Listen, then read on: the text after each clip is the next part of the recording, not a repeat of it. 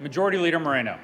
Thank you, Mr. President. I move that the Senate proceed out of order for a moment of personal privilege by a number of senators for a tribute to the country of Ukraine and organizations supporting their sovereignty.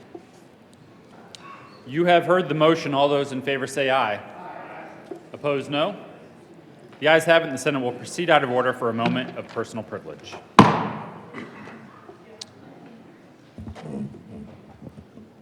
Senator Liston. Thank you, Mr. President. Mr. President, I would like to ask for a moment of personal privilege, if I may, and read a tribute to the people of Ukraine and Ukraine Power in particular. Granted. Thank you, Mr. President.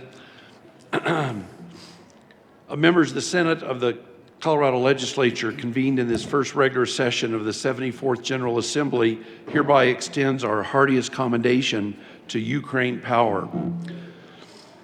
The members of the Colorado State Senate recognize and commend Ukraine Power on the 24th of February 2023.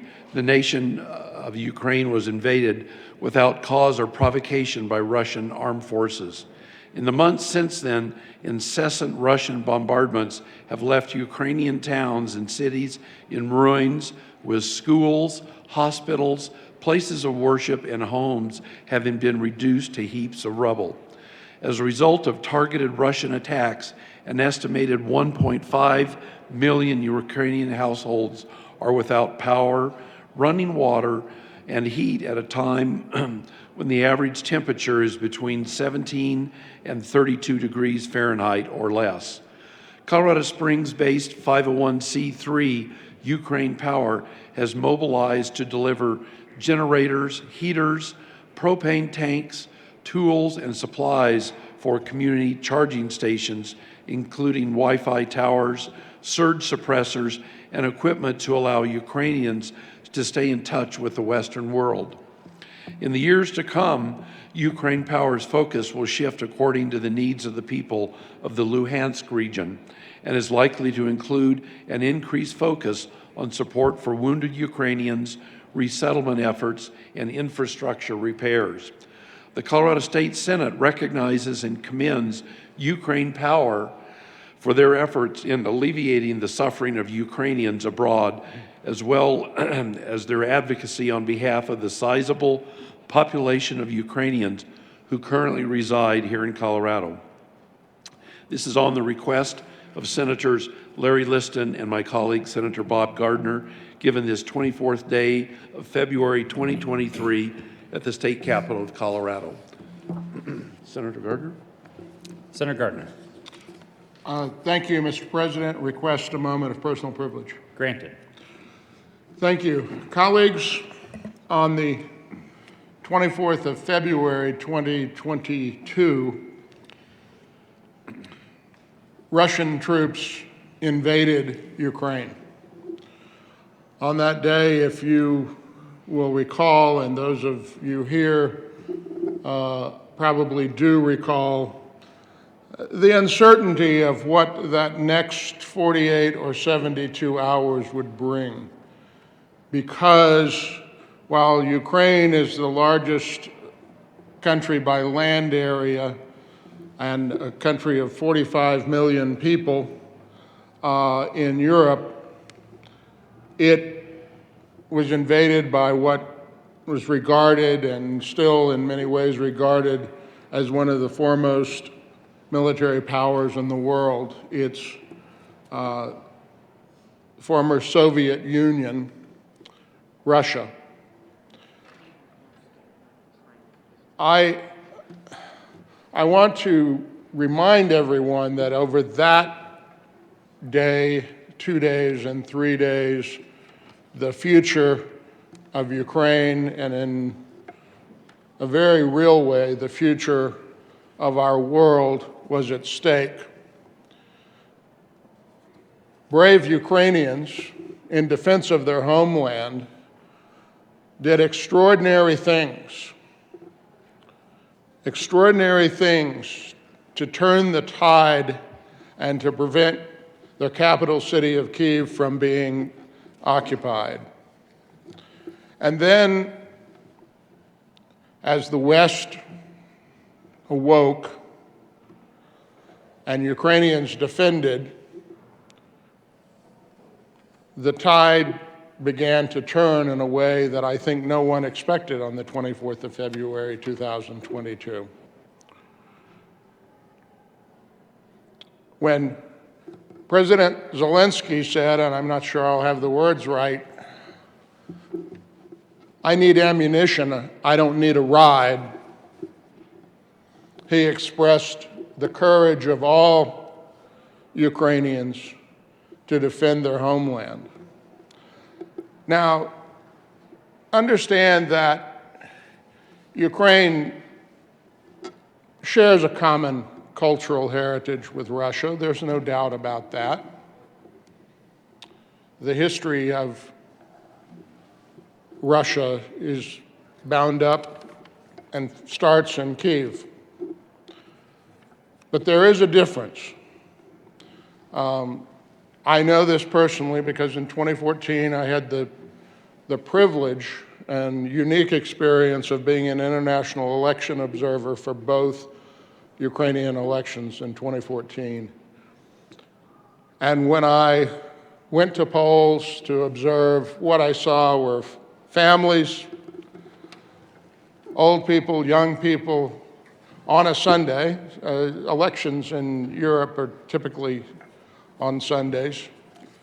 People bringing their children from church to stand in line to vote because they desperately wanted a functioning democracy. They look west. And because they look west, and because they want and are losing their lives daily for democracy and freedom, Vladimir Putin cannot allow them to exist. Because there is this narrative that the Slavs are different and somehow they need strongman government, not democracy. They're different than the West. The Ukrainians have rejected that. They've rejected that as a matter of their history and their choices since the wall fell. There are some in our country, people of good faith and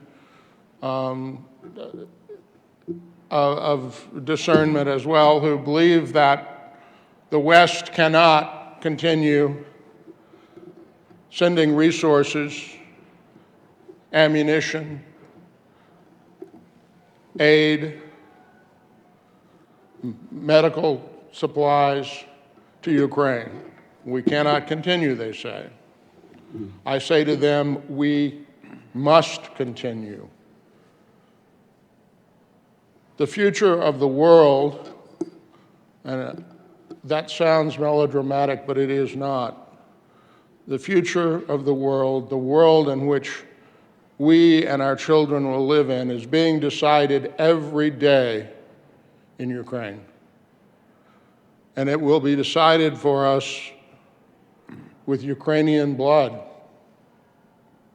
and with Western arms and all of our resolve. We owe a debt of gratitude to the people of Ukraine, a debt of gratitude for their sacrifice, and for that we owe them our commitment to see this through until the end, until they are victorious. Glory to Ukraine. Thank you, Mr. President. Senator Liston. Thank you, Mr. President. Just a few concluding remarks. From day one, Russia and its military have been waging a senseless war on the innocent people of Ukraine. From the start, Russia has been targeting innocent civilians and using genocidal tactics against the civilian population. Conservative estimates suggest that the combined civilian combatant death toll exceeds 240,000, an amount which includes many innocent women and children. In addition to the thousands of fatalities, 8 million Ukrainians have been uprooted and displaced since the beginning of the invasion, resulting in the worst refugee crisis that Europe has seen since World War II. In particular, Russia has targeted the utility infrastructure of Ukraine, destroying countless power plants, waterworks, and much of the utility grid of Ukraine. This has left millions of people without heat, electricity, or water. Russia is hoping to break the will and the spirit of the Ukrainian people. They will not succeed.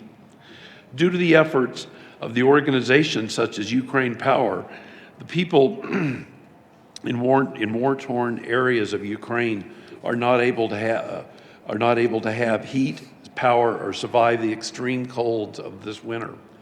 The hard work and dedication of people like Yana Malik, who is here today, and other patriotic Ukrainians on the front lines in Ukraine since early December has resulted in over 50 generators, 130 heaters, and hundreds of alternative power sources being delivered to the people of war-ravaged Ukraine.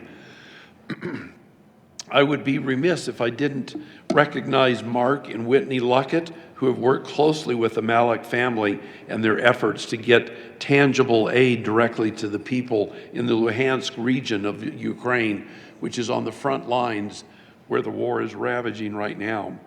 The Luhansk region represents the front lines where the war is currently taking place. These selfless and patriotic people have worked tirelessly for the last several months to deliver critical supplies to the embattled citizens of Ukraine. They are truly doing the Lord's work. Last but not least, I want to thank our own United States government for supplying critical military supplies to the brave men and women who are fighting on the front lines of Ukraine. The critical military equipment has enabled the armed forces of Ukraine to thwart the Russian aggression, and we should all be proud that we stood with the people of Ukraine to defend their sovereignty. I would also like to thank our own Jamia Meller-Lindquist and Mr. Jerry Johnson somewhere upstairs, who have graciously lent their help and support for this tribute. In conclusion, fellow colleagues and honored guests, we are here to honor and thank these noble patriots who are standing up for defending their country against tyranny and aggression of a belligerent country such as Russia and the forces of darkness. God bless Ukraine Power, its supporters, and the work they are doing to help the people of Ukraine. Thank you very much. I'll come back and read this. Thank you, Mr. President. Senator Cutter. Thank you, Mr. President. I'd like a moment of personal privilege, please. Granted. I'd like to read a tribute to the Ukrainians of Colorado. The members of the Colorado State Senate recognize and commend the members of the Ukrainians of Colorado. Founded by a group of Coloradans of Ukrainian descent in 2014, Ukrainians of Colorado began with a mission to support immigrants and visitors from Ukraine. After Russian armed forces invaded Ukraine and launched unprovoked attacks on civilian targets, the members of Ukrainians for Colorado immediately began mobilizing friends, neighbors, community organizations, and local businesses to help meet the immediate needs of this community. Through a series of unique fundraising events, Ukrainians of Colorado have raised thousands of dollars in charitable contributions and built a strong supply pipeline that directly supports those impacted by the attack. The Colorado State Senate recognizes and commends Ukrainians of Colorado for their efforts in alleviating the suffering of Ukrainians abroad, as well as their advocacy on behalf of the sizable population of Ukrainians who currently reside in Colorado. On the request of Senators Lisa Cutter and Joanne Janal, given this 21st day of February 2023. Senator Janal. Thank you, Mr. President. I ask for a moment of personal privilege. Granted. Thank you. Colleagues, I wish we weren't here today. I wish it were a little bit different than it is, but today marks 1 year since Russia illegally invaded Ukraine, 1 year since Putin launched an attack on a free and democratic nation, 1 year and hundreds of thousands of lives that have been lost and millions that have been displaced. There's been no end in sight to the fighting or the suffering, and as we recently closed out the holiday season, Russian forces continued their strikes on Ukrainian cities. At a time that is usually festive, full of life and love and songs and laughter, I know Ukrainians love to celebrate the holidays. Instead, they spent their holidays in bomb shelters and mourning the loss of their loved ones. There's much that can be said about Putin and Russia's war of aggression, but on the anniversary of this invasion, I want to focus on the Ukrainian people. Their courage and their sacrifice and their spirit, their strength has rang across the globe in the face of tremendous horrors, unimaginable horrors. I myself am Ukrainian. I'm Polish and I'm Russian. My grandparents on both sides immigrated in the early 1900s to Ellis Island, and they settled in New England for a better life. They worked long hours in textile mills and in shoe factories and saved their money to bring their family that they left over to America in hopes of that. And they also sent money back to what they used to call the old country. I remember holidays where the dialect was so similar between Ukrainians, the Poles, and the Russians, even though they had a different, they said they were either Russian or Polish or Ukrainian, they all understood each other because their dialect was so similar. And I wish I could remember those days, and I wish I could look back, and I wish my dad was still alive so he could tell me more about it. And I wish I knew their reasons for coming to America then. Was it religion, opportunity? Was it political?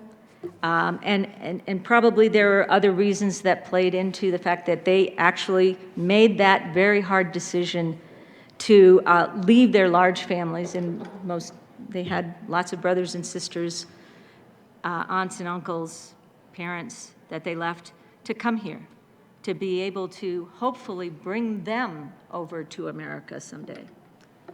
But it didn't happen, at least not too often. Ukrainians, I can say from my heart, are proud, they're strong, they're stubborn, they're relentless, and they've demonstrated for the past year their tenacity during the most trying of times. Their fierce spirit is the very thing that inspired so many people, so many institutions, so many organizations, such as the people that are here today, to mobilize the effort in help Ukrainians upon this invasion. We have one of those organizations here with us today, and I'm honored to welcome the Ukrainians of Colorado to the Senate. Ukrainians of Colorado have been raising funds since the start of the war to aid in humanitarian crises. The funds that they raise go directly to medical supplies and transportation costs, which are delivered to bordering countries and then taken to hospitals and medical centers in Ukraine.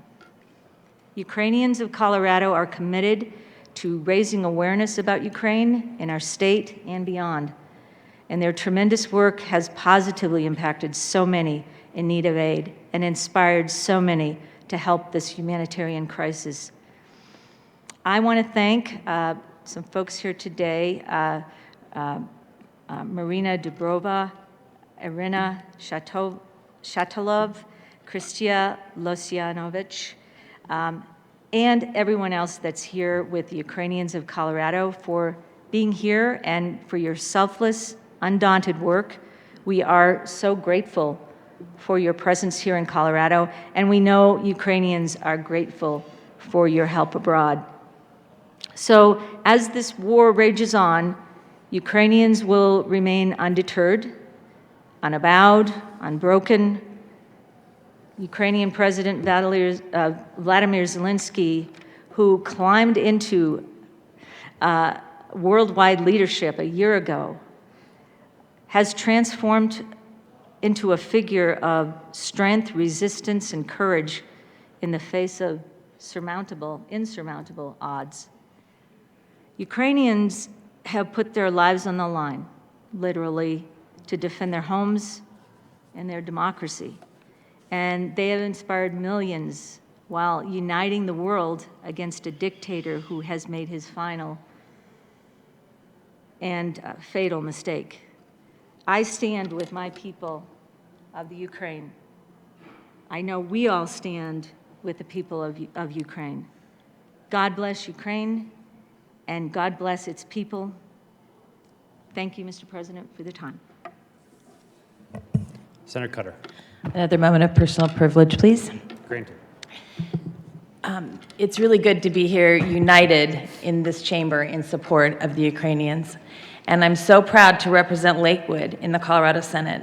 Lakewood is the home, or part of Lakewood, I should say. Lakewood is the home for the Ukrainians of Colorado, one of the 3 organizations we honor today.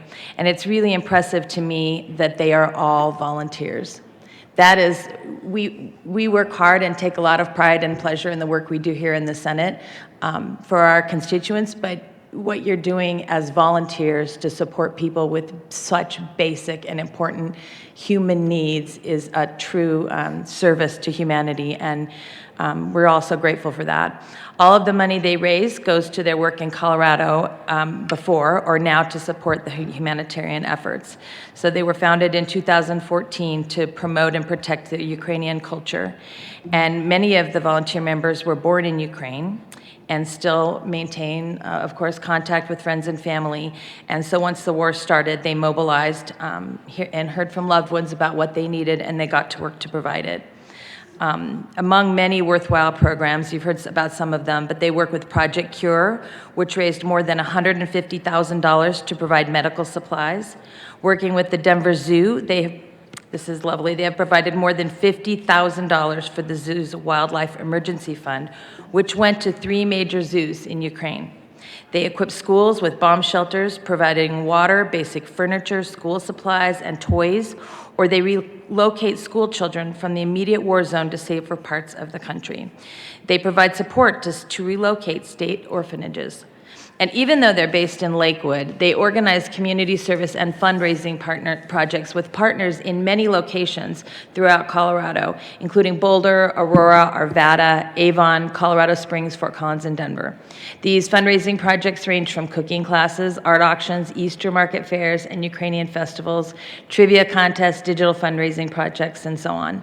I want to urge you, those things all sound wonderful and a great way to support the community, so I want to urge you to check out the organization's website at www.ukrainiansofcolorado.com. And then you can learn about all the upcoming events like the rally tomorrow, right here at the state capitol, followed by a community gathering at Thin Man Tavern in Denver, an Easter market fair on April 1st, a fundraising gala on May 28th, and a Ukrainian festival on August 19th. That's just a little bit about of some of the things that they're doing. So please go to the website and see how you can support them. It's hard to believe that it's been a year and since this war started, and I can't imagine the pain of seeing your beloved home torn apart by this needless violence and conflict. All Ukrainians here and abroad have inspired us with your determination, your resiliency, and your heart. Thank you. Majority Leader Moreno.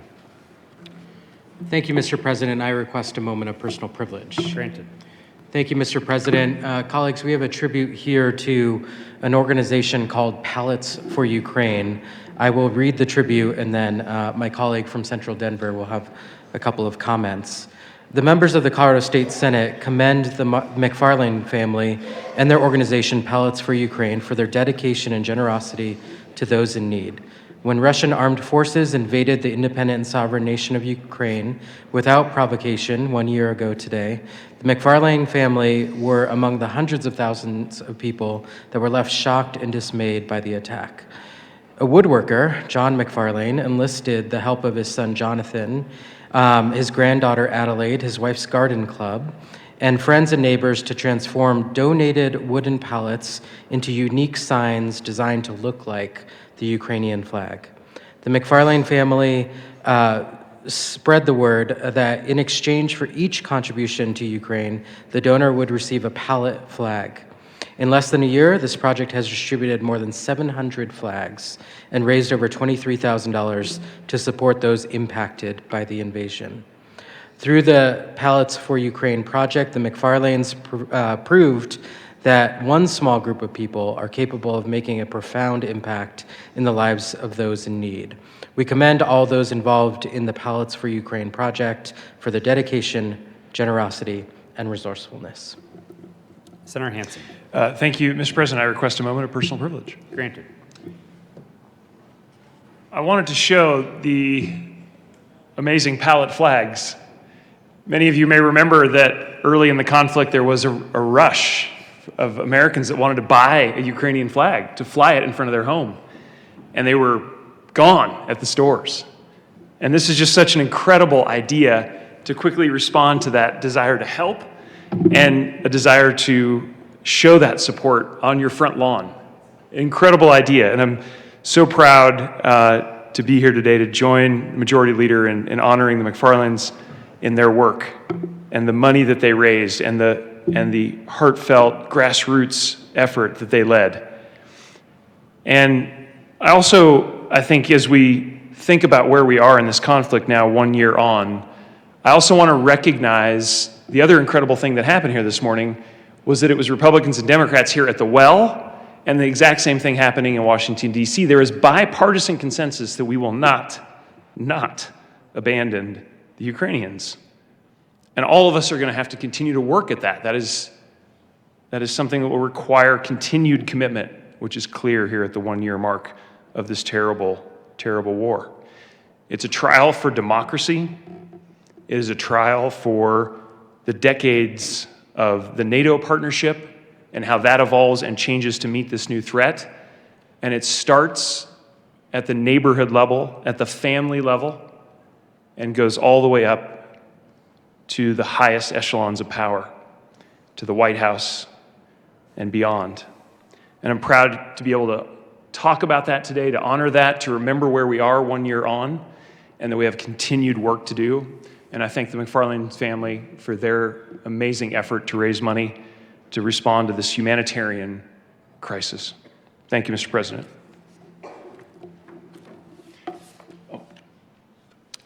Senator Hansen. Sorry, Mr. President, if I may continue my moment of personal privilege, I wanted to introduce the family. Thank you.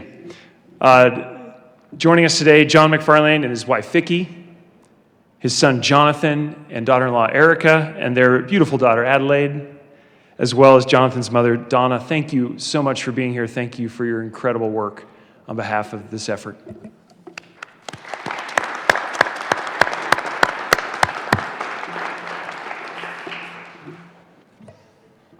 Senator Liston. Thank you, Mr. President. Not to be a pest, if I can request another moment of personal privilege. Granted. Thank you, Mr. President. Members, it doesn't quite work out to be able to hear directly from our honored guests here, but I would like to read what one of them, and I'm sure that she speaks for all of the Ukrainian people, not only here, but in the country.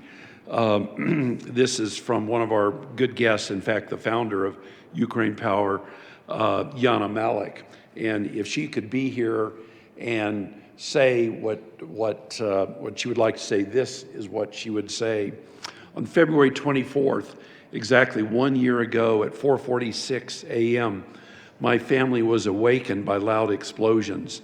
These were the first bombs that fell near my house in Savatovo, a small town in the Luhansk region of eastern Ukraine, just 40 miles from the Russian border. The shells were sent to kill our people. Quickly collecting things, we left the house 10 minutes later, taking only a couple of suitcases with us It was very dangerous, and we couldn't safely remain since our family has fought for freedom and independence to keep Russia from occupying the town since the first war in 2014. It took us 3 days to drive to the relative safety of Western Ukraine, and what we experienced and what we saw will stay in our memories forever. In just a few moments, we lost everything. We lost everything. But the most important thing that we have saved is our lives and the lives of our children. Exactly 1 year ago today, the Ukrainian people were plunged into horror of the war. Many lost loved ones, their homes, and their usual happy lives, but no one lost faith in victory and independence. Every day my heart breaks into pieces, seeing all the horrors that Putin's aggression has brought to my country. But Ukrainians are strong people willing to fight for its independence. And it is Ukraine that is now a shield for the whole world, and Ukraine will save the world for all of us. Each one of us is fighting this war.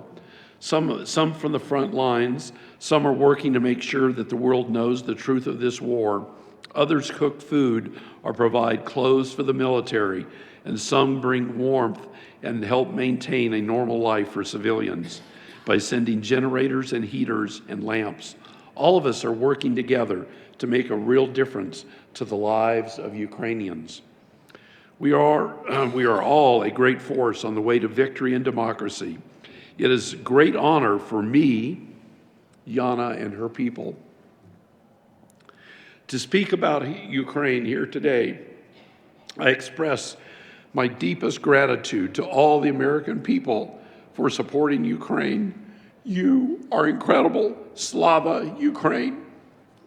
And that is what Mr. President Yana would like to say on behalf of all of her people. And I would be remiss if I didn't introduce the people from Ukraine Power. Mr. Casey Jones, if you just raise your hand. Whitney and Mark Luckett, please raise your hand. Yana Malik and her daughter Lisa Malik, welcome. And with that, Mr. President, with the representatives from the three groups that we identified, if they would make their way around here, they have a special presentation that they would like to give to you, Mr. President.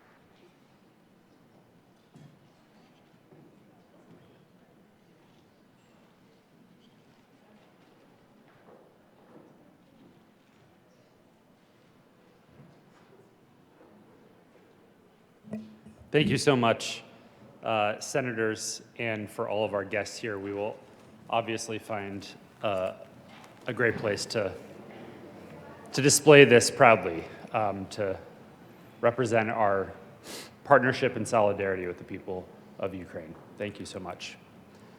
Senator Liston. Mr. President, with your permission, would it be proper to allow a few minutes for the body to meet our honored guests?